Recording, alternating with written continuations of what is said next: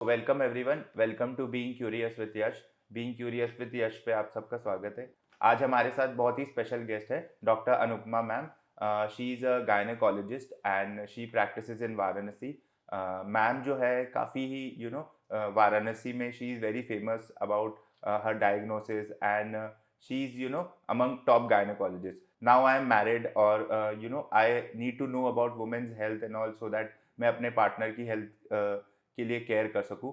So to more about women's health. और मैंने हमेशा एक चीज़ नोटिस की है कि हमारे इंडिया में मेंस को नहीं सिखाया जाता है about women's health and all. बहुत बड़ा टैबू इशू है। So to break that issue and to break that taboo, we'll talk to ma'am about women's health and learn more, and I hope everyone learns a lot. So welcome करते हैं ma'am को। Welcome ma'am, welcome to the show.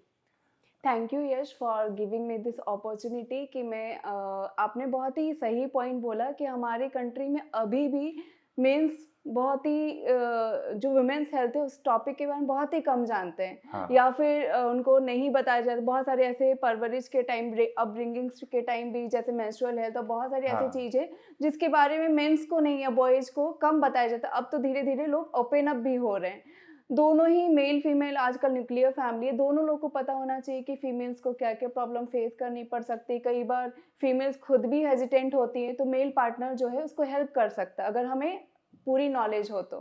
yes ma'am. So ma'am, first I would like to know in brief like about your, आप अपने बारे में बताइए about your interest in medicine, like थोड़ा कैसे मेडिसिन में आपका इंटरेस्ट आया। मैंने एमबीबीएस एंड एमएस दोनों ही बीएचयू से किया है। एक्चुअली मेरी मैथ्स बहुत ही अच्छी थी, लेकिन आई वाज़ मतलब शुरू से ही मुझे ये था, मेरे घर में कोई भी डॉक्टर नहीं था, लेकिन मुझे फिर I am the first generation doctor, तो मुझे हमेशा था कि डॉक्टर ही बनना है। स्टिल मतलब मेरी मैथ्स बहुत ही स्ट्रॉन्ग थी। I chose biology and my brother also helped me in that, क्योंकि मुझे बायोलॉजी में मेरी मार्क्स बहुत ही कम आते थे। ओह इनफैक्ट जब मैं एलएन में तैयारी भी करती थी, उस टाइम मुझे टीचर्स बोलते थे कि आप फिजिक्स और केमिस्ट्री कम पढ़ो लेकिन बायोलॉजी ज़्यादा पढ़ो, क्योंकि हाँ आपको उसमें ज़्यादा फोकस रहेगा तो आपके मार्क्स और अच्छे आएँगे। हाँ। तो थैंक्स टू गॉड कि मेरा एमबीबीएस बीएचयूज़ में सिलेक्शन हुआ and then also got the opportunity to do MS in obs and gynae from BHU also. Okay, And then amazing. I have done my senior residency from AIIMS Bhopal, and then I have started practicing at Varanasi only after marriage. Amazing amazing ma'am, really good to know कि मतलब अपने से अपना difficulty जो level है बस उसी को चूज किया, कि मैं उसको अगर ओवर पावर कर जाऊँ तो I can be a great doctor. Amazing ma'am. So ma'am, in the episode we'll talk about women's health and all, but I really want to know first कि आप थोड़ा बताइए about menstrual cycle and all, hmm. कि क्योंकि I think एक women की life में changes तभी से स्टार्ट होते हैं जब उनका मेंस्ट्रुअल साइकिल स्टार्ट होता है। So then we can continue. Very apt कि मेंस्ट्रुअल साइकिल एक वुमेन की लाइफ में सबसे इम्पोर्टेंट फेज होता है। जो मेंस्ट्रुअल साइकिल है, एक जैसे कोई एक गर्ल चाइल्ड होती है, उसकी प्यूबर्टी अटेंड करने के बाद मेंस्ट्रुएशन स्टार्ट होता है। मेंस्ट्रुएशन जैसे स्टार्ट होता है, वो एक एडल्ट फॉर्म में कन्वर्ट होती है, एडोलेसेंस टू एडल्ट फॉर्म में। तो मेंस्ट्रुअल साइकिल अगर हम समझ लेते हैं तो most of the problems in girls को हम समझ सकते हैं। तो मेंस्ट्रुअल साइकिल की मोस्टली जो होती है 4 फेजेज़ होती हैं।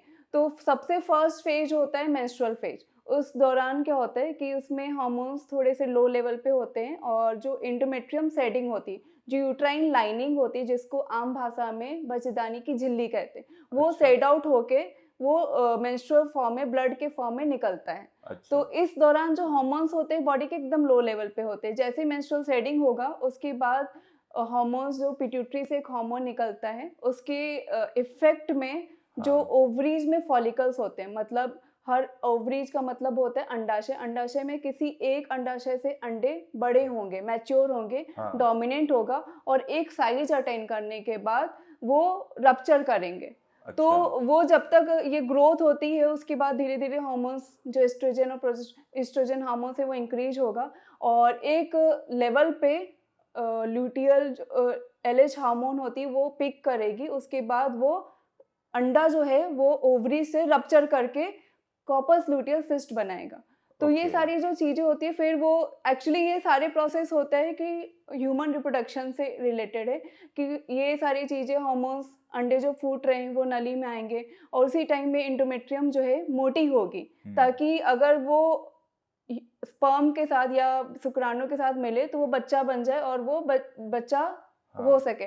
लेकिन अगर स्पर्म के साथ नहीं मिलता तो वो कॉर्पस ल्यूटियम जो बन गई थी वो सेड आउट होने लगती है, वो धीरे-धीरे डीजनरेट होने लगती है, हार्मोन्स फिर से कम होते हैं और जो एंडोमेट्रियम जो थिकेंड हुई थी, जो बच्चा बनने के लिए उसमें लगने के लिए, वो धीरे-धीरे सेड आउट होती है, फिर से हम लोग मेंस्ट्रुअल फेज में आ जाते हैं। तो the 4 phases are menstrual phase, follicular phase, mid luteal phase and luteal phase. Okay, हाँ, काफ़ी टेक्निकली आपने समझाया, लाइक एकदम प्रॉपर डीप में।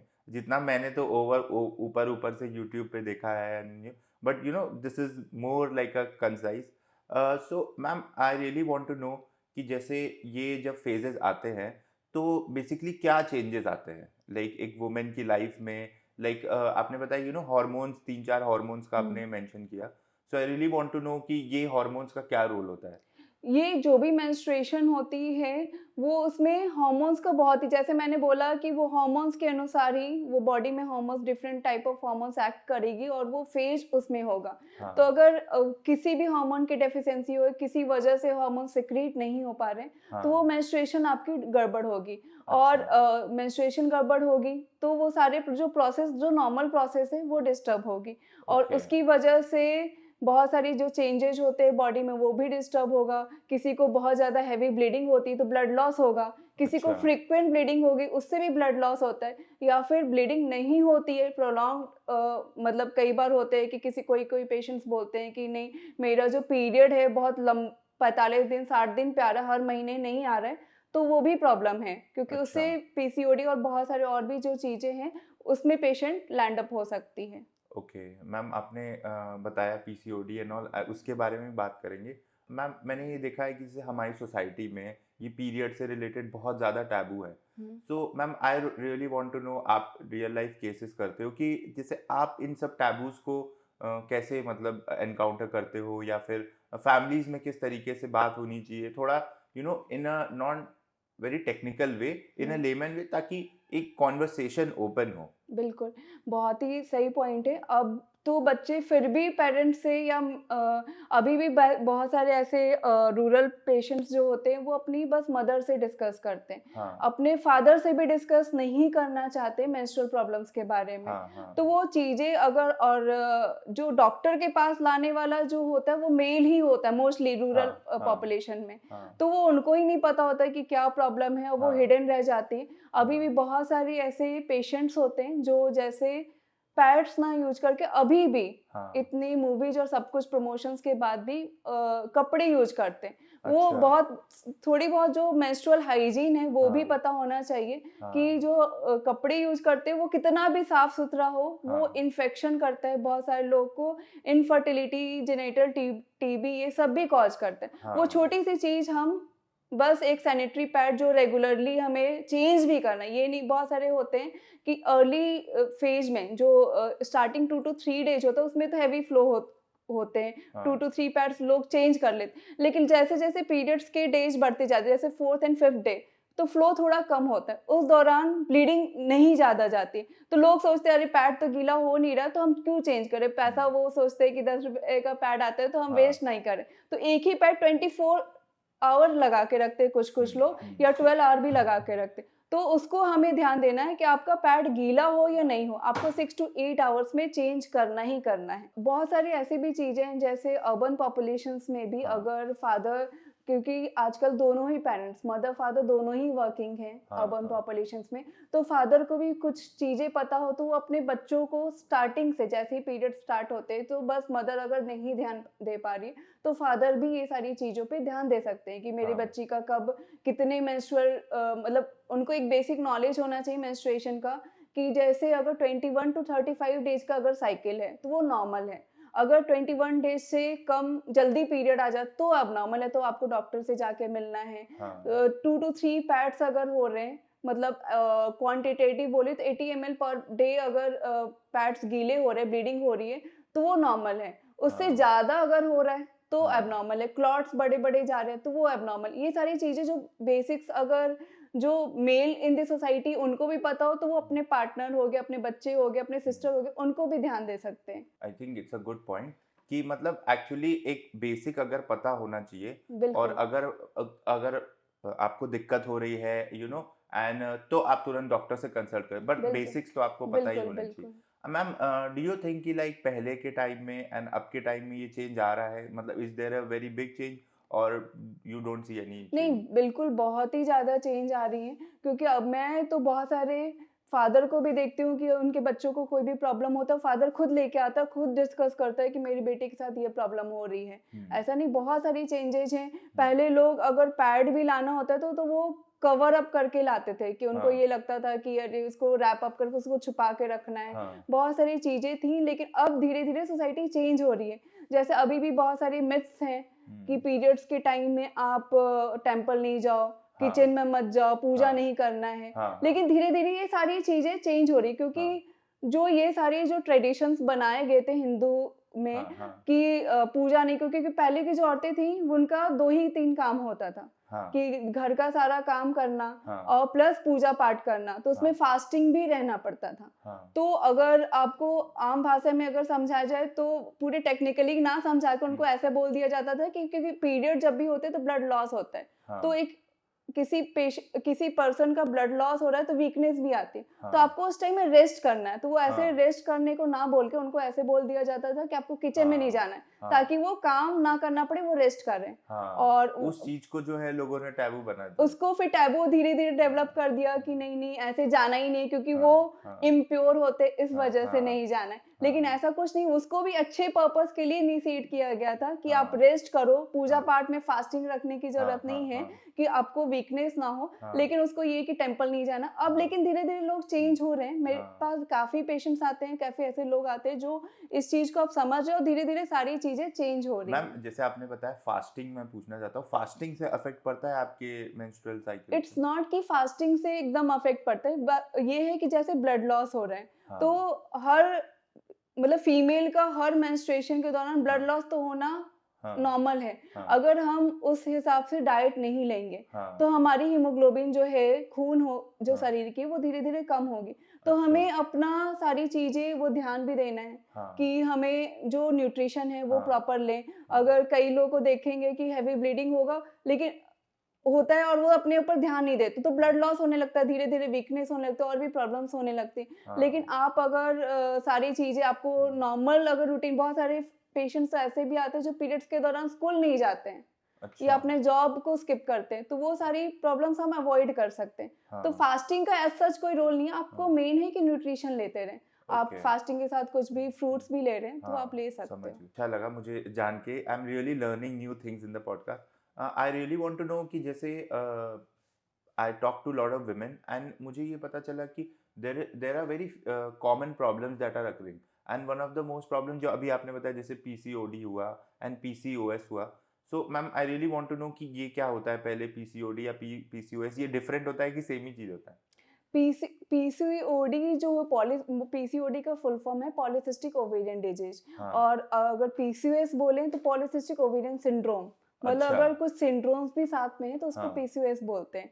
यूजुअली जो टर्म्स यूज करते हैं लोग इंटरचेंजेबली यूज करते हैं, लेकिन हाँ, क्योंकि पीसीओएस ऐसा चीज नहीं है कि बस, कुछ लोग क्या होता है कि एक अल्ट्रासाउंड रिपोर्ट लेके आते हैं और बोलते हैं कि नहीं ये पीसीओडी मुझे है मैम, हाँ, तो इसका क्या ट्रीटमेंट करना। लेकिन पीसीओडी के लिए बस अल्ट्रासाउंड की रिपोर्ट नहीं होती, उसकी 2-3 चीज़ें होती हैं कि आप अच्छा, क्लिनिकली भी कुछ सिम्पटम्स होते हैं हाँ, और हाँ, उसके साथ अगर अल्ट्रासाउंड रिपोर्ट आए हम्म, तभी हम लोग पीसीओडी डायग्नोज करते हैं। यूजुअली जो 18 इयर्स की बिलो फीमेल्स होती हैं, अगर उनको अल्ट्रासाउंड कराएं तो सबकी पॉलीसिस्टिक ओवरीज दिखेंगे।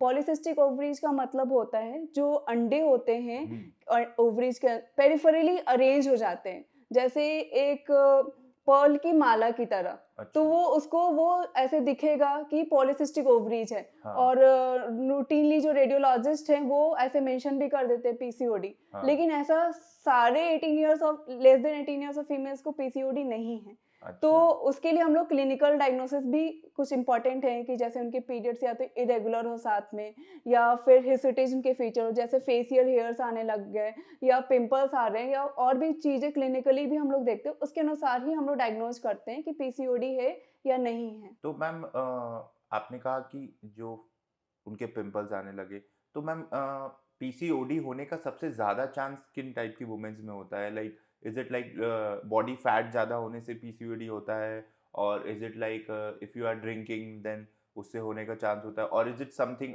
जंक फूड खाने से होता है? So I really want to know किस चीज़ से होता है?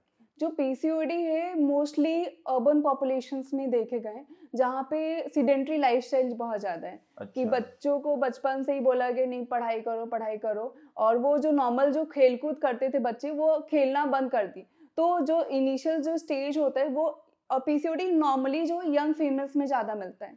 उसमें होता है कि आप सीडेंटरी लाइफस्टाइल है, ज़्यादा बैठे रहो, कुछ फिजिकल एक्टिविटी कम है, जंक फूड्स ज़्यादा ले रहे हैं, ओबेसिटी है, वो सारी चीज़ें, स्ट्रेस है कि आपको पढ़ना है, एग्ज़ाम्स है, और जो भी बच्चों की हर टाइप की स्ट्रेस है, उससे भी ये सारी चीज़ें बढ़ती हैं।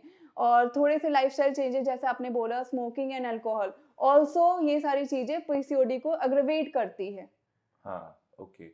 सो मैम आपने बताया कि तो स्मोकिंग एंड अल्कोहल से एग्रीवेट करती है। सो डू यू थिंक कि ये लाइक पीसीओडी या पीसीओएस लाइक हिस्टोरिकली बहुत ज़्यादा था, कि अभी ही आना स्टार्ट हुआ है? नहीं, ये जैसे मैंने बोला कि पहले के बच्चे शुरू में इनिशियल 7th-8th क्लास तक बच्चे खेलने में ज़्यादा ध्यान हाँ, देते थे, हाँ, कि उनकी पूरी फैमिलीज़ होती थी और हाँ, सब मिलके बाहर जाके खेलने। अब मोबाइल की जनरेशन में लोग हाँ, मोबाइल देखेंगे, या तो हाँ, उसमें, और पेरेंट्स भी काफ़ी एंग्ज़ियस रहते हैं कि मेरे हाँ, बच्चा ये बने, वो बने, तो वो हाँ, दिन भर पढ़ाई करो, स्कूल हुँ, में मतलब स्कूल में फर्स्ट आना, ये आना, हाँ, पेरेंट्स का भी काफ़ी प्रेशर है। हाँ, तो उसकी अलग स्ट्रेस, हाँ, प्लस वो जो न्यूक्लियर फैमिली होने की वजह हाँ, से बच्चे उतने खेल नहीं पा रहे हैं। हाँ, तो वो सारी चीज़ें कि मोबाइल में इंडोर्स ही बहुत हाँ, खेलते हैं, तो इंडोर्स खेलते हैं। हाँ, आउटडोर गेम्स कम खेल रहे हैं बच्चे। हाँ, तो हाँ, वो भी एक फैक्टर होता है कि वो हाँ, जो यंग फीमेल्स हैं, वो फिज़िकल एक्टिविटी उनके बहुत ही कम हो गए। हाँ, और पहले की जो फीमेल्स भी होती थी, मतलब बच्चे की बात नहीं करूँ, अगर यंग फीमेल्स भी, एडल्ट्स भी हैं, तो वो घर का सारा काम करती थी। हाँ, अब क्या है, मेड है, कुक है, तो सब वो करते हैं, और हाँ, घर पे कि आपको बस रूटीन जॉब कर कोई कर रहा है, तो बैठ के ही जॉब कर रहा है। हाँ, कोई अलग से एक्सरसाइज़ेज़ बहुत सारी हाँ, फीमेल्स नहीं करती हैं। हाँ। तो वो भी एक फैक्टर होता है, प्लस खाने में भी जो मतलब पहले लोअर बॉडी फैट जो है वो बहुत, मतलब higher body higher body fat is fat, a बिल्कुल, वेरी बिग। ओबेसिटी भी अगर है, तो हाँ, ऐसा नहीं है, लेकिन पीसीओडी लीन पेशेंट्स में भी होता है। तो मतलब वो कैसे होता है लीन पेशेंट्स लीन में? पेशेंट्स में भी जैसे जो पीसीओडी का एक बस फैक्टर फैट नहीं है। हाँ, फैट अगर एक्सेस होता है, तो वो जो हम लोग के हार्मोन्स होते हैं वो इम्बैलेंस होते हैं। लेकिन किसी-किसी के लीन पेशेंट, मतलब जो पतले-दुबले पेशेंट हैं जिसमें फैट कम है, हाँ, उसमें भी हो सकता है। हाँ, क्योंकि इसमें जो मेन, जैसे हम लोग जंक फूड्स खा रहे हैं, हाँ, तो उसमें हमारे बॉडी से बहुत सारी ऑक्सीडेटिव स्ट्रेस निकलता है। बहुत ओके, सारे ऐसे जो चीज़ें होती हैं, फ्री रेडिकल्स निकलते हैं, जो हाँ, ओवेरियन एजिंग कराती है, और ये जो सारी ओवरीज में जो अंडे थे, वो हाँ, रप्चर नहीं हो पा रहे हैं। तो वो ओह! सारी चीज़ें डिसबैलेंस और हार्मोनल इम्बैलेंस भी करा रही हैं, तो वो भी अच्छा, एक वजह होता है। प्लस किसी की स्लीप साइकिल उतनी अच्छी नहीं है, तो हाँ, मेलाटोनिन हार्मोन्स भी हाँ, इम्पेयर्ड होते हैं, हाँ, उस वजह से भी ये सारी चीज़ें होती हैं। ओके, तो स्ट्रेस हो गया, हाँ, फिर क्रोनिक जो बॉडी में ये ऑक्सीडेटिव स्ट्रेस आ रही है, उसकी वजह से भी हाँ, हो सकता है हाँ, कि एजिंग होने लगती है, ओवेरियन एजिंग होने लगती है, ये सारी चीज़ें की हाँ, वजह से लीन पेशेंट्स में भी, या फैमिली डिस्पोजिशन है, हाँ, जैसे कि फैमिली हिस्ट्री है पीसीओडी की, या टाइप 2 डायबिटीज मेलाइटस की, या ऑटोइम्यून डिसऑर्डर्स की, उन पेशेंट्स में भी पीसीओडी हो सकता है, although they are thin. Okay.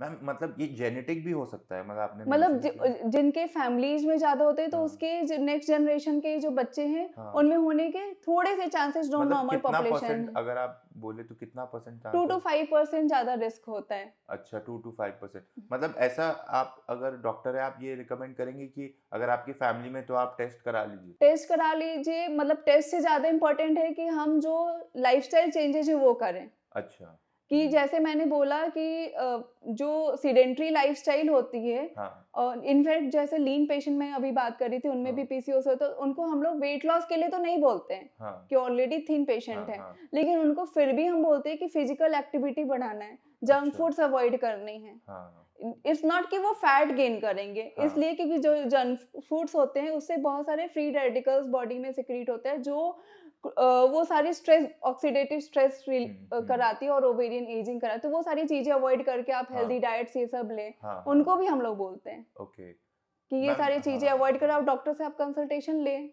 Okay, अगर कुछ हाँ, भी है ओके, तो।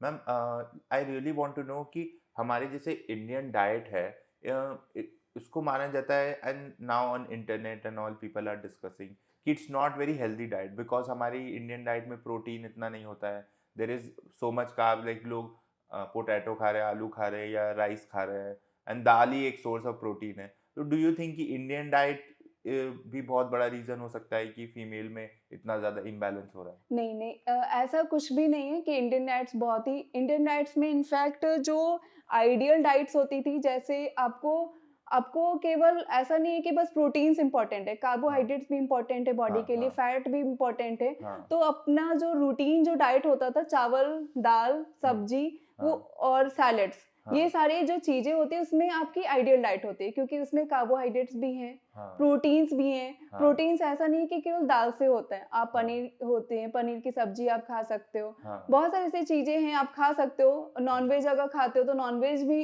हाँ, उसमें भी प्रोटीन्स अच्छे होते हैं। हाँ, प्लस वेजिटेरियन डाइट में भी आप दाल हो गया, हर हुँ, टाइप के दाल दाल खा सकते हो, दाल हाँ, की अलग, फिर पनीर की सब्जियाँ हो गई, ये सब हाँ, हरी सब्जियाँ हो गई, उसमें सारे प्रोटीन्स, मिनरल्स सब कुछ इंक्लूड है, हाँ, फ्रूट्स है, वो हाँ, होता था, हाँ, वो सारी चीज़ें। लेकिन अगर हम लोग उसमें क्या करते हैं कि अरे केवल चपाती खा रहे हैं या कुछ हाँ, खा रहे हैं, दाल नहीं खा रहे हैं, बस हाँ, रोटी सब्जी खा रहे हैं, उसको चेंज कर देते हैं। तो हाँ, वो सारी चीज़ें होती हैं कि आपको हर टाइप का खाना खाना, हाँ, जो रेगुलर इंडियन डाइट्स होते थे उसमें इनफैक्ट ये भी बोला जाता था कि एक टाइप की दाल नहीं बनाना है।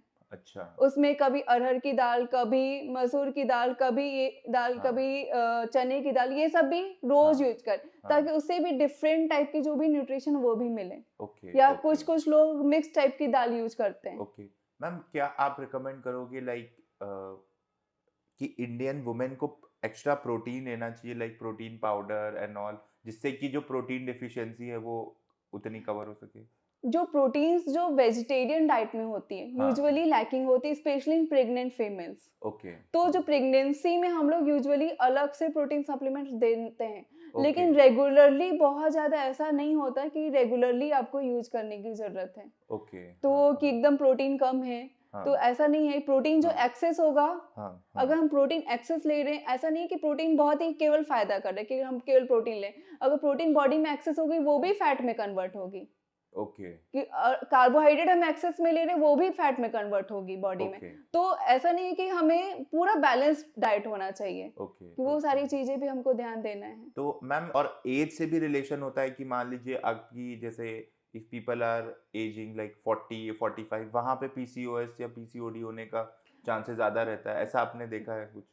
नहीं, जो पीसीओडी जो है यंगर पॉपुलेशन में ज़्यादा होता है, अच्छा, क्योंकि इसकी मेन जो रीज़न है एनोवुलेशन, मतलब जो अंडे बन रहे थे, हाँ, हाँ, वो मैंने जैसे बताया था, अंडे हर एक साइकिल में किसी एक अंडाशय से अंडे बड़े हुए, फिर वो हुँ, फूट कर बाहर निकले। हुँ, पीसीओडी में क्या होता है, छोटे-छोटे बहुत सारे अंडे होते हैं, लेकिन कोई भी इतना बड़ा नहीं हो पाता कि वो फूट के बाहर निकले। हुँ, तो वो चीज़ जो एनोवुलेशन हो रहा है, एनोवुलेशन का मतलब जो अंडा रप्चर नहीं हुआ, हुँ, अंडाशय से बाहर नहीं निकला, वो मेन कॉज़ है। वो धीरे-धीरे जैसे-जैसे एजिंग होती है, बच्चे हो जाते हैं या फिर बहुत सारी वजह से वो धीरे-धीरे ओव्यूलेटरी साइकिल में कन्वर्ट होती है।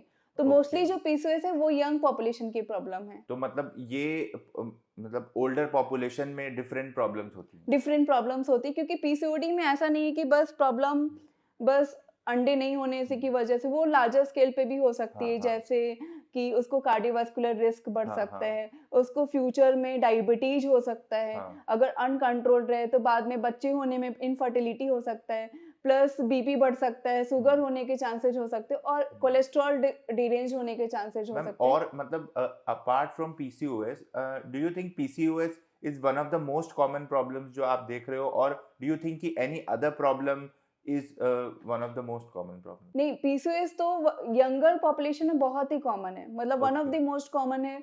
पीआईडी भी कॉमन प्रॉब्लम्स में आते हैं, PID लेकिन क्या होता है मैम? पीआईडी मतलब जो आम भाषा में लोग बोलते हैं लिकोरिया की प्रॉब्लम, कि Okay. उसमें सफेद पानी जाना। बहुत सारे लोग तो ये भी नहीं जानते कि नॉर्मल इन्फेक्शन क्या है, नॉर्मल सफेद पानी क्या है। मतलब थोड़े बहुत सिक्रीशंस हर किसी फीमेल में जो भी मेंस्ट्रुएट कर रहा है हाँ. उसमें आना नॉर्मल होता है, लेकिन जैसे उसमें खुजली हो रही है या पेशाब बार बार हो रहा है, हाँ, या हाँ. और कोई पेड़ू मतलब लोअर एब्डोमेन में पेन हो रहा है, तो वो सारी अगर प्रॉब्लम्स एसोसिएटेड है तो वो हाँ. एबनॉर्मल है, हाँ. तो आपको डॉक्टर से जाके कंसल्ट करनी Okay. है। This is also आपके नज़र में काफ़ी बहुत ही common. कॉमन है। Okay okay.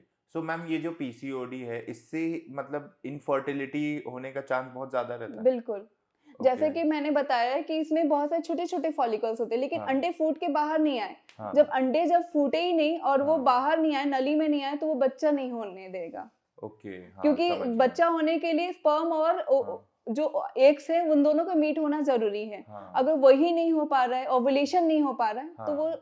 इनफर्टिलिटी कॉज़ करता है। हाँ। तो मैम अब आज के टाइम में do you think there are like potent medicine जिससे this thing can be solved, this PCOD? कोई भी पीसीओडी ऐसी चीज़ नहीं है कि एकदम 100% एक बार दवा खाया पूरा नॉर्मल हो गया। ओके। वो जैसे डायबिटीज होता है, हाइपरटेंशन होता है, उसी हाँ. तरह इसमें लाइफस्टाइल मॉडिफिकेशन भी बहुत इम्पोर्टेंट है। ओके। इवन इफ मैंने जैसे बोला लीन पेशेंट हो या ओबीज पेशेंट हो, दोनों ही पेशेंट में लाइफस्टाइल मॉडिफिकेशन बहुत इंपॉर्टेंट है। दवा तो डॉक्टर के कंसल्टेशन से आपकी चलेगी, हाँ, लेकिन लाइफस्टाइल मॉडिफिकेशन भी करने से हाँ. मतलब इनफैक्ट जो ओबीज पेशेंट होते हैं वो 5% भी अपना वेट लॉस करते हैं, तो उनकी हाँ. सारी जो चीजें रिवर्स होने लगती हैं। अच्छा। तो आपको डी स्ट्रेस होने के लिए योगा, हाँ. मेडिटेशन आप कुछ भी करो, हाँ, हाँ, या हाँ. फिर फिजिकल एक्टिविटी आप नहीं कर पा रहे हो, हाँ, रूटीन हाँ. एक्सरसाइजेस नहीं कर पा रहे हो, तो एटलीस्ट हम लोग बोलते हैं कि आप ब्रिस्क वॉक करो एटलीस्ट फॉर 30 to 45 मिनट्स पर डे। ओके। प्लस रोज आप एक फ्रूट्स खाओ। जरूरी नहीं है कि आपको एकदम सेव ही खाना है। बहुत सारे हाँ. लोग को मैं बोलती हूँ कि फ्रूट्स खाना है तो बोलते हैं वो सेव खाना है, हाँ, हाँ. और कई लोग जैसे अफोर्ड नहीं भी कर सकते, हाँ, कई बार हाँ. 200 रुपए किलो में सेव हाँ, है हाँ. तो वो अफोर्ड नहीं कर, हाँ. तो मैं उनको बोलती हूँ कि जरूरी नहीं है कि फल मतलब सेव, फल मतलब जो भी आपका सीजनल फल है जो आपके एरिया में उस टाइम में बहुत इजीली अवेलेबल है, आप उसको रूटीनली लो। Plus okay. दूध अगर पीते हो और तो आप वेगन नहीं हो हाँ. तो आप दूध अगर पी सकते हो तो आप दूध भी रोज लो। सो मैम अब हम लोग जाते हैं from like PCOS to women of different age, और उसमें मैंने देखा कि एक बहुत ज़्यादा बड़ी प्रॉब्लम आती है ऑफ मेनोपॉज, जो कि वुमेन उस एज में उनको वो प्रॉब्लम। I really want to know कि इसमें क्या प्रॉब्लम आती है, बिकॉज ये प्रॉब्लम मैं इसलिए डिस्कस करना चाहता हूँ कि हमारे घर में हम लोग अपनी मदर्स को देखते हैं तो उनको ये प्रॉब्लम आने का चांसेस बहुत ज़्यादा रहते हैं, बिल्कुल। तो that is why I really want to discuss. Menopause का वर्ड से ही आप मीनिंग समझ सकते हो, मतलब मेंस्ट्रुएशन स्टॉप हो चुका है, पॉज हो चुका है, हाँ. मतलब स्टॉप हो हाँ. चुका है। आई विल इंटरजेक्ट, पहली बार कोई ऐसा मेडिकल टर्म है जो सेल्फ एक्सप्लेनेटरी है। बिल्कुल। नहीं तो इतना ज़्यादा डिफिकल्टी होते हैं।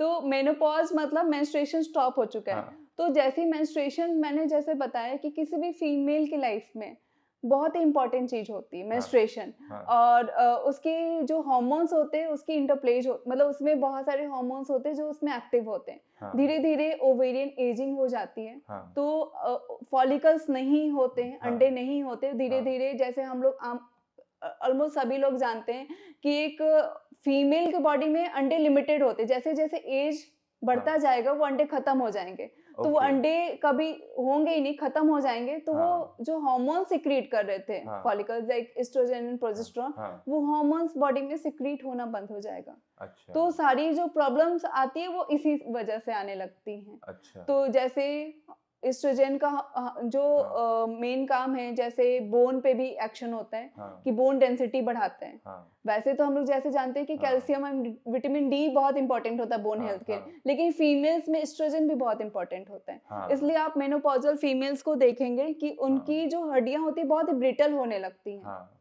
अगर आप calcium supplements and vitamin D supplements नहीं हाँ, लेते हैं हाँ. तो बहुत ही हड्डियां मतलब इतने थोड़े से हाइट से भी अगर फीमेल्स गिर जाए मेनोपॉजल फीमेल तो उनकी फ्रैक्चर्स हो सकते हैं, इतनी ब्रिटल्स होती हैं। ओके. तो ये सारी चीजें प्लस बहुत सारे और भी सिम्टम्स होते हैं। हाँ. जैसे एस्ट्रोजन जो है स्किन पे भी बहुत ही अच्छा, जो अपनी स्किन है वो उस पे भी इम्पैक्ट करती है कि रिंकल्स नहीं आने देती, ड्राइनेस नहीं होने देता, हाँ, उसकी स्किन के लेवल पे भी वर्क करती है, कोलाजन के लेवल पे, तो वो ड्राइनेस नहीं होने देती है। तो अच्छा। अब फीमेल को वो सारी चीज़ें एस्ट्रोजन नहीं है, हाँ, तो तो वो हाँ, ड्राइनेस होने लगे, जेनिटो यूरिनरी सिम्पटम्स आने लगते, जो वेजाइनल वो म्यूकोसा है उसमें भी ड्राइनेस होने लगेगी। तो अच्छा, पेशेंट को ईचिंग फील होने लगेगा, बार-बार यूरिन में प्रॉब्लम आने लगेंगी। ओके, प्लस और भी जैसे पिट्यूटरी एक्सिस पे भी एक्ट कर रही है, तो वो धीरे-धीरे पेशेंट्स को जो बहुत ज़्यादा गर्मी लगने लग जाएगी। इनफैक्ट ठंडी में भी कुछ-कुछ फीमेल्स को हॉट फ्लैशेज आते हैं कि अच्छा, उसमें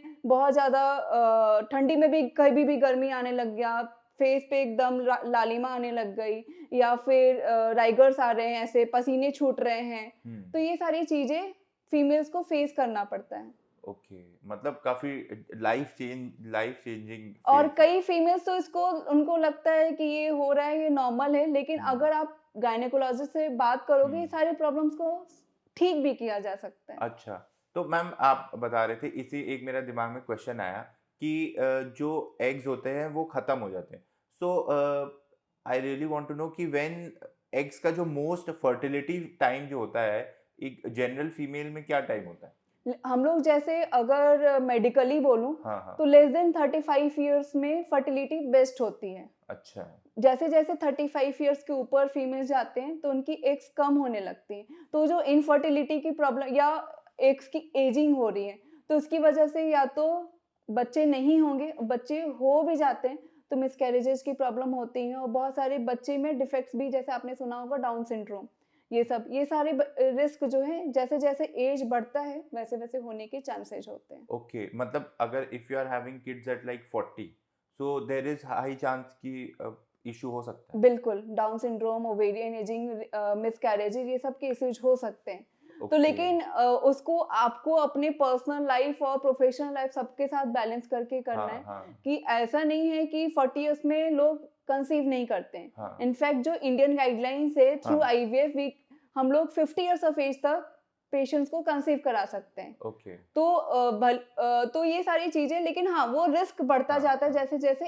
एज बढ़ता है। इनफैक्ट बस फीमेल्स में नहीं, मेल्स के जो स्पर्म्स होते हैं, उसकी भी क्वालिटी धीरे-धीरे डिटेरिएट होने लगती है वो किस एज में after 40 years of age okay after mostly. 40 तो मैम ने आप लेकिन अगर हाँ, आप स्मोकिंग कर रहे हो, अल्कोहल कर रहे हो, बहुत सारे अदर रिस्क फैक्टर है, तो हाँ, अर्ली एज में भी लोग के ओके, ओके। डिटेरिएशन होते मैम हैं। ने आप एक ने वर्ड आपने यूज़ किया IVF I really want to know कि ये क्या होता है और इससे मतलब व्हाट हाँ, बिकॉज़ इसका हम सब जगह देखते हैं बोर्ड पे आईवीएफ श्योर। आईवीएफ लेकिन नोबडी नोज़ कि क्या होता है? हाँ, आईवीएफ मतलब इन विट्रो फर्टिलाइजेशन, हाँ, या आम भाषा में कहें टेस्ट ट्यूब बेबी। हाँ, हाँ, है ना? तो इन विट्रो, जैसे मैंने अभी अंदर का फर्टिलाइज़ेशन प्रोसेस बताया था, कि हाँ, अंडे रप्चर हुए, एक हाँ, डोमिनेंट फॉलिकल बना, फिर वो एक साइज़ बनने के बाद वो रप्चर होके नली में आया, वहीं पे बीज के साथ, शुक्राणु के साथ, सीमेन के साथ वो मिला और बच्चा हो गया।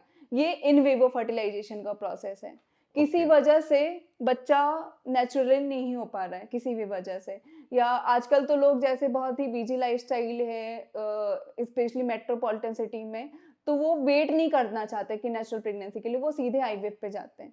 तो उसमें क्या होता है, इन विट्रो फर्टिलाइज, जो भी हम फर्टिलाइजेशन कर रहे हैं, अंदर हो रहा था, उसको हम लोग बाहर करते हैं। उसमें क्या करते हैं कि जैसे नॉर्मली मैंने बताया कि कोई एक अंडा मैच्योर हो रहा था और वो फूट के जा रहा था, अंडाशय से फूट रहा था। तो इसमें हम लोग क्या करते हैं, हार्मोन्स देते हैं, इंजेक्शंस देते हैं, जिसमें मल्टीपल जो अंडे होते हैं वो स्टिमुलेट होते हैं, ओवेरियन स्टिमुलेशन करते हैं इंजेक्शंस की मदद से, और उसको अल्ट्रासाउंड की मदद से हम लोग रेगुलेट करते हैं कि कितना साइज बढ़ा, हर फॉलिकल्स कितने कितने साइज के हुए, और एक सर्टेन साइज अटेन करने के बाद हम लोग उसको बेहोश करके, मरीज को बेहोश करके अंडर सेडेशन या सॉर्ट जिए, उसको फॉलिकल्स को हम लोग निकालते हैं। अच्छा, फिर उसके बाद सेम डे सीमेन लेकर उस अंडे को बाहर लैब में फर्टिलाइज किया जाता है, आइदर थ्रू आईवीएफ, कि वो डायरेक्टली फर्टिलाइज हो, जैसे नेचुरल प्रोसेस में स्पर्म मोटाइल होते हैं, तो डायरेक्ट ओवम से कांटेक्ट करे, या through ICSI, intracytoplasmic sperm injection, ये स्पर्म को इंजेक्ट किया जाता है ओवम में। वो अच्छा, दोनों मेथड से हम लोग फर्टिलाइज करते हैं। फिर जब 3 या 5 डेज के बच्चे हो जाते हैं, एम्ब्रियोज बन हाँ, जाते हैं, तो वापस अल्ट्रासाउंड की मदद से अच्छा, फीमेल का यूट्रस के अंदर डाल दिया जाता है। Okay, crazy. तो मैम ये मतलब ये मेथड लाइक कितने साल से आ रहा है इंडिया में? I really want to know this history of this thing. जो वर्ल्ड में फर्स्ट टेस्ट ट्यूब बेबी हाँ है हाँ। लुइस ब्राउन 1978 में पैदा हुआ था, 1978। 1970 मतलब इट्स और बीन वर्ल्ड 50 में इयर्स। हाँ। उसके कुछ मंथ्स के बाद ही इनफैक्ट जुलाई में पैदा हुआ था वर्ल्ड का फर्स्ट टेस्ट ट्यूब बेबी। हाँ। एंड कुछ मंथ्स के बाद ही आई थिंक अक्टूबर 1978 में इंडिया में भी स्टार्ट हुआ था, दुर्गा नाम की फर्स्ट आईवीएफ बेबी बॉर्न हुई थी। वो तो तो हाँ 1978 से हाँ। इतने साल हो गए, अभी तक आईवीएफ चल रहा है और इससे ना जाने कितने बच्चे पैदा हो चुके हैं इंडिया में भी। ओके। तो मैम ये जो हुआ तो इंडिया का अपना मतलब प्रोग्राम था ऐसा करने का कि वहां से जो सीखा वही टेक्नोलॉजी इधर आई थी? नहीं, ऐसा नहीं है, मतलब लोग ऐसे बोलते हैं, अभी भी बहुत सारे लोगों के अंदर रहता है कि जो फॉरेन से हाँ या फॉरेन में मेडिकल ट्रीटमेंट बहुत ज़्यादा अच्छी है। हाँ हाँ। लेकिन ऐसा नहीं है, जो इंडिया में भी जो मेरे बहुत सारे कोलीग्स हैं जो रसिया से इधर से उधर से करके आते हैं, हाँ। लेकिन उनकी जो ट्रेनिंग होती है और इंडिया में जो ट्रेनिंग होती है उसमें बहुत ज़्यादा, मतलब लोग का अभी भी माइंडसेट होता है कि हम फॉरेन जाएंगे तो मेरा हाँ। ज़्यादा अच्छा ट्रीटमेंट होगा। सही बात। इंडिया में बहुत सारी ऐसी चीजें हैं, जैसे आपके पास इंस्ट्रूमेंट्स नहीं है, हाँ मतलब उतनी इकोनॉमी नहीं है इंडिया में। अभी तो डेवलप कर रहे हैं हम लोग बहुत हाँ। सारी चीज़ों में, लेकिन बहुत सारी चीज़ों में आप देखेंगे कि हमारे पास चीज़ें नहीं होती। लेकिन जो डॉक्टर्स की जो पढ़ाई होती, जो मेडिकल एजुकेशन जितना हाँ इंडिया में होता है अच्छा, हाँ। मुझे नहीं लगता कि कहीं और भी होता हो, क्योंकि अच्छा। इसमें हम लोग डायरेक्टली पेशेंट के ऊपर स्टडी करते हैं। मुझे याद है कि हम लोग जैसे MBBS second year, first year में तो हम लोग को मतलब जो जो डेड बॉडीज होती उस पे सारी चीज़ें सीखनी होती थी, सारी चीज़ें एक एक ऑर्गन हम डेड बॉडीज के ऊपर हम लोग स्टडी करते थे एनाटॉमी क्लासेस में। लेकिन सेकेंड ईयर ऑफ एमबीबीएस से हमारी क्लिनिकल पोस्टिंग लगती थी हॉस्पिटल्स में। तो हम अच्छा। लोग डायरेक्टली पेशेंट से हिस्ट्री लेना under the supervision of directly, हाँ मतलब कि सीनियर्स और टीचर्स के गाइडेंस, प्रोफेसर्स के गाइडेंस में हम लोग डायरेक्टली पेशेंट पे सीखते थे। वहीं फॉरेन में आप जाएंगे तो ये चीज़ें आपको 10-15 साल के बाद मिलेगी डायरेक्टली पेशेंट से। आप ओके। एक मॉडल पे पढ़ाई कर रहे हो और हाँ आप डायरेक्टली पेशेंट पे पढ़ाई करना और डायरेक्ट और एक मॉडल पे पढ़ाई में काफ़ी डिफरेंसेज हो जाते हाँ हैं। हाँ। तो उससे आपको आई थिंक मेरे पीओवी से आप बहुत जल्दी सीखोगे बिल्कुल, बिकॉज इंसान तो बहुत तेजी से इवॉल्व कर रहा है, बिल्कुल, बहुत तेजी बिल्कुल, से चेंज कर रहा बिल्कुल। है। मॉडल थोड़ी ना हर 5 मिनट में चेंज हो बिल्कुल, रहा है। तो वो हाँ चीज़ें जो थ्योरेटिकल होती है और जो प्रैक्टिकल होती है, दोनों में बहुत डिफरेंस होता है। तो हाँ आप स्टार्टिंग से अगर प्रैक्टिकली होके सीख रहे हो तो वो आपके लिए बहुत ज़्यादा तो ये चीज़ सोचना कि मतलब इंडिया बाकी देशों हाँ में बहुत बैकवर्ड है, ऐसा नहीं है। मेडिकल हाँ साइंस में बहुत सारी एडवांसमेंट है जो डायरेक्ट साथ-साथ में चीज़ें चल रही हाँ हैं, हाँ लेकिन वो कई बार पब्लिश नहीं हो पाती। हाँ। फॉरेन वाले ज़्यादा पब्लिश कर पाते हैं। मैम ये जो आईवीएफ वाली चीज है ये गवर्नमेंट हॉस्पिटल्स में भी होती है? गवर्नमेंट हॉस्पिटल्स में भी होती है, लाइक न्यू एम्स दिल्ली। हाँ और तो मतलब क्योंकि I really want to know कि जैसे अगर किसी को ये चीज करानी है तो I really want to know कि कॉस्ट का कितना डिफरेंस आता होगा गवर्नमेंट हॉस्पिटल में या प्राइवेट हॉस्पिटल में, क्योंकि गवर्नमेंट हॉस्पिटल में ऑब्वियसली हर चीजें सस्ती होती होगी। हाँ जो गवर्नमेंट हॉस्पिटल में मोस्टली जो आईवीएफ की कॉस्ट होती है 60,000 लगभग आती है। अच्छा। और जो आईवीएफ प्राइवेट हॉस्पिटल में जाएंगे तो वो कॉस्ट वेरी करती है, ऑलमोस्ट 90 तो 1 लाख भी किसी किसी का कॉस्टिंग आ जाती है अच्छा। पर साइकिल। ओके। तो ma'am is it like government में आप क्या रिकमेंड करोगे, गवर्नमेंट में कराना चाहिए कि प्राइवेट में देखिए, गवर्नमेंट केयर में में बहुत की कम जाए? अभी भी इंडिया में सेंटर्स हैं जो गवर्नमेंट सेटअप में हो पा रहे हैं। तो ओके। उनके पास ऑलरेडी पेशेंट लोड भी बहुत ज़्यादा है। हाँ हाँ आईवीएफ में जैसे मैंने बोला कि मोस्टली जो आईवीएफ जो करा रहे हैं लेटर इन प्रेगनेंसी करा रहे हैं, कि मतलब सॉरी लेटर जो एज या तो 35 के ऊपर है 40, तो उनके पास जो ओवरीज में अंडे हैं वैसे ही कम होते जा रहे हैं जैसे जैसे एज बढ़ रहा है। तो ऐसा नहीं हम कर सकते कि 2 साल के वेटिंग पीरियड में हम वेट करें और फिर करें। तो वो डिपेंड करता है आप अफोर्ड कर सकते हो नहीं कर सकते हो। लेकिन अगर हम अफोर्ड नहीं कर पाए तो हमारे पास एक ही ऑप्शन है कि आप गवर्नमेंट सेटअप में जाना पड़ेगा। हाँ। Okay okay. मैम हम लोग काफ़ी टॉपिक दूसरा डिस्कस करने लगे। जस्ट मेनोपॉज पे मैं फिर से I want to do a little discussion कि कैसे मतलब what can be the changes that people can do you know so that menopause वाले टाइम में they can have a better health. Like अगर डाइट में क्या चेंजेस कर सकते हैं या फिटनेस के लिए अगर हम कुछ कर सकते हैं, बिकॉज बिल्कुल। आई डोंट थिंक उस एज में लोग इतना फिटनेस पे ध्यान देते ही है, बट स्टिल मतलब। जैसे आपने सही बहुत ही क्वेश्चन पूछा कि आपने बहुत फीमेल्स को देखा होगा, स्पेशली जो मदर इन लॉज को देखा होगा हाँ। कि बहुत ज्यादा हर चीज पे गुस्सा करने लगती हैं। हाँ। तो बहू बोलती है कि माँ बहुत हर चीज हाँ। पे टोकती हाँ, रोकती हाँ, हैं, हाँ। या फिर मदर बच्चों के लिए भी कि हाँ। हर चीज के वो एक्चुअली वो कई बार ऐसा भी होता है कि वो हार्मोनल चेंजेस की वजह से हाँ। इरिटेबिलिटी होने लगती है हाँ। और हर चीज में चिड़चिड़ापन आने लगता है। हाँ। तो वो कई बार फीमेल्स जो है जानबूझ के नहीं कर रही हैं, वो हाँ। एक एज मेनोपॉज आने के बाद उनके अंदर हार्मोनल इम्बैलेंस की वजह से चिड़चिड़ापन आने ही लगता है। तो हम अच्छा। उसको अगर फैमिली सपोर्ट हो, हम हाँ। उनको अंडरस्टैंड करें कि हाँ। एजिंग जो है हर किसी का part and parcel of life है। हाँ। हर फीमेल को मेनोपॉज में जाना हाँ। ही जाना है। हाँ। हाँ। तो हमें उनको फैमिली सपोर्ट भी देना बहुत ज़रूरी है। हाँ। मतलब हाँ। उनको कि हमें अंडरस्टैंड करना होगा हाँ। कि वो जो प्रॉब्लम्स है हार्मोनल इम्बैलेंस की वजह से, तो हम उनकी जो भी रिएक्शंस है उस पे ओवर थिंकिंग ना करें, कि उनको मतलब अंडरस्टैंड करें कि ये सारी चीज़ें होती हैं। प्लस उनकी जैसे मैंने बोला ब्रिटल बोन्स हो जाती हैं, तो हाँ। उनको हम लोग calcium and vitamin D supplements दे सकते हैं, डॉक्टर हाँ। से कंसल्ट कर सकते हैं। उनकी बहुत सारी छोटी-छोटी जो प्रॉब्लम्स होती है, कई बार फीमेल्स इग्नोर भी करती है। जैसे मैंने बोला जेनेटिक यूरिनरी कंप्लेंट्स भी होती हैं, इचिंग होने लगता है, बार-बार फ्रीक्वेंटली यूरिन पास करने जाना पड़ता है, बर्निंग सेंसेशन होने लगती। तो वो सारी चीज़ों को अगर हम अपने मदर से पूछेंगे तो वो बताएँगे और डॉक्टर से हम जाके वो सारी प्रॉब्लम्स दूर भी कर सकते हैं। हाँ। प्लस हेल्थ का भी बहुत इम्पोर्टेंट हाँ। ध्यान रखना है कि आप फीमेल्स उस एज में नहीं भी कुछ खाएँ तो उनका वेट गेन बहुत अच्छा होता है। ओके। मतलब आपने देखा होगा बहुत सारी फीमेल्स जैसे-जैसे मेनोपॉज़ अटेंड करती हैं, वो बोलती हैं कि हम तो कुछ भी नहीं खाते, लेकिन मेरा वज़न बहुत ज़्यादा बढ़ रहा है। वो हाँ। इस वजह से कि आपको ये सारी चीज़ें ध्यान देनी कि वो उस टाइम में रेगुलर एक्सरसाइज़ेज़ करें, वॉक भी करें, उससे बॉडी भी फिट रहेगी। प्लस फाइटोएस्ट्रोजेंस, जैसे मैंने बोला था एस्ट्रोजन की कमी होने लगती है मेनोपॉज़ में, तो जो प्लांट प्रोडक्ट्स होते हैं उसमें फाइटोएस्ट्रोजेंस होते हैं। तो ओके। आपको ग्रीन लीफी वेजिटेबल्स ज़्यादा खिलाना है। हाँ। आइसोफ्लेवोन्स भी बहुत अच्छा काम करता है मेनोपॉज़ल फीमेल्स में, जो भी हॉट फ्लैशेज़ ये सब आते हैं उसको भी कम करता है। तो जो सोयाबीन की सब्ज़ी हो गई, वो सब ज़्यादा खिलाना है। मतलब डाइटरी आप चेंजेस करो, काफ़ी मेंटल बॉडी, सपोर्ट हाँ। दो हाँ, मेंटल और सपोर्ट दो। एक्सरसाइज़ेज़ करो कि हाँ, एक्चुअली। आप कुछ नहीं कर रहे हो तो वॉकिंग कर लो, कुछ भी करो हाँ। थोड़ा-सा, हाँ। ये नहीं कि चुपचाप बैठे हैं। हाँ। हाँ। और मैम रिसर्च कर रहा था मैं इस एपिसोड के बारे में, so I I really want to know कि जैसे फीमेल्स में मतलब one of the most common fatal diseases कौन से होते हैं, like which kind of cancer is most common in females?